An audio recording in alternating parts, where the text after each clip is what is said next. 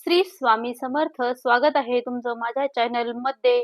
स्वामींच्या कृपेने तुमचा आजचा दिवस सुखाचा, समाधानाचा आणि आनंदाचा जावो हीच स्वामी आई चरणी प्रार्थना. तुमच्या मुलांचे देखील अभ्यासात मन लागत नसेल, तो केलेला अभ्यास खूप करूनही जो विसरत असेल, तर हे वास्तुशास्त्रातील 5 उपाय करा आणि अनुभव घेऊन बघा. चला तर व्हिडिओला सुरुवात करूया. तुमचे मूल खूप अभ्यास करते तरीही निकाल येत नाही. काय कारण? पुस्तकात नाही, कारण घरात असू शकते. तुम्हाला आश्चर्य वाटेल, पण वास्तुशास्त्रानुसार नुसते शास्त्र नाही, ते घरातील ऊर्जा आणि दृष्टींचा समतोल समजून घेण्याचं एक शास्त्र आहे, जे आपल्या रोजच्या आयुष्यावर थेट परिणाम करते आणि मुलांच्या शिकण्यावर विशेष प्रभाव पडू शकतो. कधी-कधी लहान बदल करून आपण मोठा फरक करू शकतो. आज मी तुम्हाला त्याचे सोपे, प्रत्यक्ष 5 उपाय सांगणार आहे. हे एकदम घरात लागू करता येणारी साधी सोपी पद्धत आहे. त्यामुळे हा व्हिडिओ पूर्णपणे बघा आणि कमेंटमध्ये श्री स्वामी समर्थ लिहायला विसरू नका. सर्वात पहिले आपण समजून घेऊ की वास्तू म्हणजे काय. वास्तुशास्त्र म्हणजे घरातील ऊर्जा कशी वाहते याचा अभ्यास. म्हणजे घरामध्ये कोणती दिशा कुठल्या प्रकारची ऊर्जा घेऊन येते याचा विचार. उत्तर दिशा ज्ञान आणि अध्ययनाशी जुळते आणि पूर्व दिशा नवीन सुरुवात आणि पवित्र ऊर्जा देते. म्हणून अध्ययनाच्या खोलीची जागा आणि त्या खोलीतील फर्निचरची दिशा खूप महत्वाची असते. आपल्या अनुभवातून आणि तज्ञांच्या सल्ल्यानुसार सर्वात सामान्य दोष, त्यांचे लक्षण आज आपण एक एक करून बघणार आहोत आणि त्यासाठी सोपे घरगुती उपायही आपण बघणार आहोत. चला तर व्हिडिओला सुरुवात करूया. पहिला उपाय म्हणजे अभ्यास चुकीच्या दिशेकडे असणे. जर मुलाची मेज दक्षिण किंवा पश्चिमेकडे असेल, लक्ष विचलित होते, स्मरणशक्तीत घट होते आणि अभ्यासक्रम समजण्यात अडचण येते. जर मेज उत्तर किंवा पूर्व दिशेकडे वळवून देता येत नसेल, तर किमान मुलाने सुरुवातीस उत्तर किंवा पूर्वेकडे पाहून बसण्याचा प्रयत्न करावा आणि हवा आणि मेजच्या वरती ऑब्जेक्ट किंवा मोठे प्लॅन ठेवता फक्त आवश्यक पुस्तके ठेवा. दिवा लावावा. दुसरा दोष म्हणजे घरात उत्तर पश्चिम कोन दुर्बल असणे. ह्या कोनात ऊर्जा हलकीत असते, परंतु जर तो कोन काळ्या किंवा भारदस्त वस्तूंनी अडकलाय, तर मुलांचे मन निर्णय क्षमतेत कमी पडू शकते आणि घरातील आवाज किंवा गोंगाटामुळे लक्ष कमी होऊ शकते. यासाठी त्या कोनात हलक्या रंगाचे पडदे, लहान फर्निचर आणि एक लहान प्लॅन्ट ठेवा किंवा काही वेळेस मंद प्रकाश ठेवणे उपयोगी ठरते. तिसरा दोष म्हणजे शयनकक्षात आणि अभ्यास खोलीत भारी किंवा जड वस्तू असणे. जर मुलांचे शयनकक्षा खूप भारी फर्निचरने भरलेली असेल किंवा टवटवीत कपड्यांचा ढिगा असेल, तर मन अस्वस्थ होते आणि दिवसभर लक्ष विचलित होते. त्यामुळे बेडरूम मध्ये हलके रंग वापरावे, अनावश्यक वस्तू काढाव्यात, कपाट व्यवस्थित ठेवा आणि अभ्यासाच्या खोलीपासून मोठ्या किंवा जड वस्तू दूर ठेवाव्या. चौथा दोष म्हणजे मुख्य दरवाजा आणि अभ्यास खोलीचा समन्वय न राखला गेलेला असेल. जर घराचा मुख्य दरवाजा मुलाच्या अभ्यासाच्या खोलीचा दरवाजा समोरासमोर असेल, तर दरवाजाजवळ उथळ वस्तू असतील, घरातील सकारात्मक ऊर्जा ही भंगित होऊ शकते आणि मुलांच्या ज्ञानात खंड येऊ शकतो. यासाठी दरवाजाच्या समोरील अवरोध काढून प्रवेशद्वार स्वच्छ ठेवा आणि शक्य असल्यास दरवाजाजवळ फुलांची झाडं किंवा शुभ चिन्ह ठेवावीत. पाचवा दोष म्हणजे घरातील पाण्याच्या स्त्रोतांचा चुकीचं स्थान. पाणी आणि पाण्याचा वास्तूचा संबंध भावनिक स्थिरतेशी जोडलेला आहे. जर घरात नळ, टाकी किंवा जळणारे पाणी उत्तर पूर्व भागात थेट ठेवले असतील, तर घरातील मातृशक्ती अध्ययनाशी संबंधित ऊर्जा प्रभावित होऊ शकते. त्यामुळे पाण्याचे स्त्रोत उत्तर पूर्वात ठेवू नका आणि जर तिथे असतील तर व्यवस्थित झाकण ठेवा किंवा त्यावर स्वच्छता ठेवा. पाण्याच्या जवळ कधीही खराब कपडे ठेवू नका. आता मी तुम्हाला 2 गोष्टींची कहाणी सांगणार आहे. तुम्हाला पूर्णपणे समजावत आहे की हे बदल किती परिणामकारक असू शकतात. पहिली गोष्ट, एका कुटुंबाची त्या कुटुंबाचा मुलगा 7वी वर्गात होता. तो खूप अभ्यास करत होता, पण निकाल सतत कमी येत होता.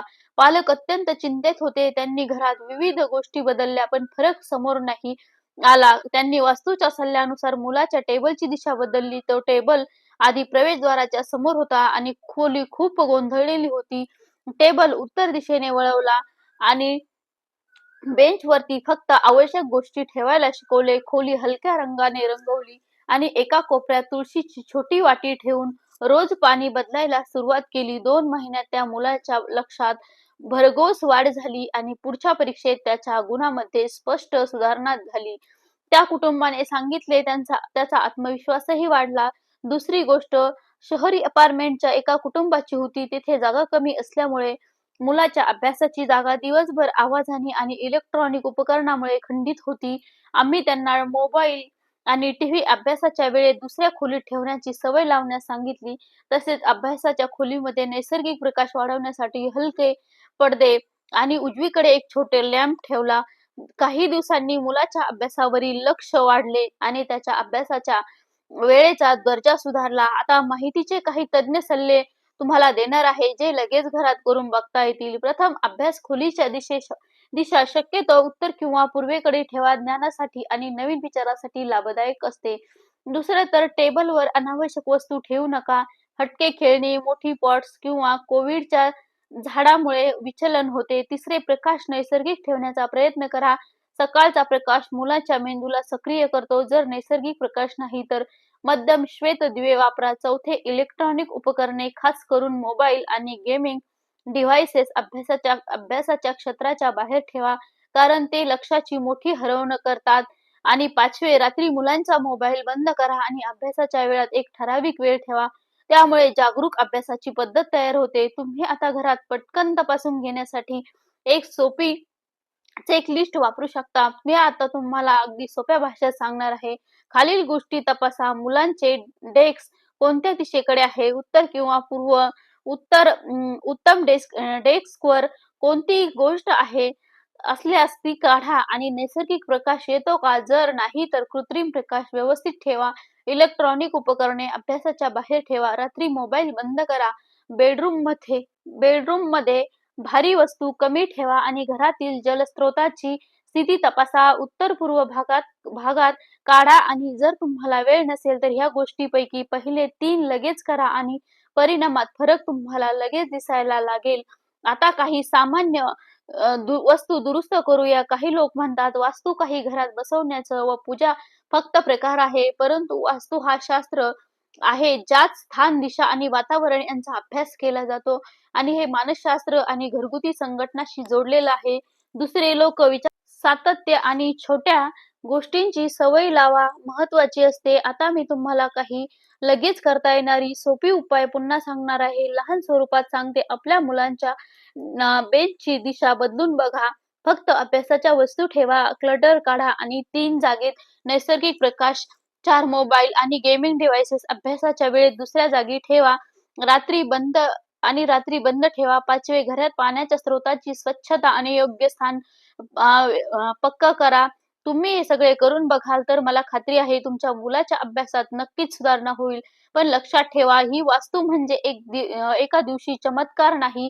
हे एक दीर्घकालीन प्रक्रिया आहे. त्यामुळे धीर धरायला हवा आणि सतत छोटे-छोटे बदल करायला हवेत. जर व्हिडिओ आवडला असेल तर चॅनलला लाईक, शेअर, सबस्क्राईब करा आणि व्हिडिओ बघितल्याबद्दल खूप खूप धन्यवाद. घरातील स्वच्छता, शांत वातावरण, वेळेचे नियोजन आणि सकारात्मक बोलणे याच्यावरही मुलांच्या अभ्यासावर मोठा परिणाम होतो. मुलगा किंवा मुलगी अभ्यास करत असताना वारंवार ओरडणे, टीका करणे किंवा इतर मुलाशी तुलना करणे टाळा. अशा वातावरणामुळे आत्मविश्वास कमी होतो आणि अभ्यासात मन लागत नाही. त्याऐवजी रोज 2 मिनिटे मुलाशी प्रेमाने बोला. त्याच्या छोट्या यशाचे कौतुक करा आणि चुका झाल्या तरी त्यांना समजावून सांगा. सकारात्मक वातावरण हे कोणत्याही वस्तू इतकेच महत्त्वाचे असते. तसेच अभ्यासाची एक निश्चित वेळ ठरवा. दररोज एकाच वेळी अभ्यास केल्याने मेंदूची सवय तयार होते आणि एकाग्रता वाढण्यास मदत होते. अभ्यास सुरू करण्यापूर्वी 2 मिनिटे शांत बसणे, दीर्घ श्वास घेणे, आपल्या श्रद्धेनुसार प्रार्थना करणे यामुळे मन स्थिर होते. त्यानंतर मोबाईल पूर्णपणे बाजूला ठेवून एकाग्रतेने अभ्यास करण्याचा प्रयत्न करा. लक्षात ठेवा, कोणताही उपाय हा मेहनतीचा पर्याय नाही. वास्तुशास्त्र हे अभ्यासासाठी अनुकूल वातावरण तयार करण्यास मदत करू शकते, पण चांगले यश मिळवण्यासाठी नियमित अभ्यास, योग्य मार्गदर्शन, पुरेशी झोप आणि संतुलित आहारही तितकंच आवश्यक आहे. म्हणून या सर्व गोष्टींचा समतोल राखायचा आहे आणि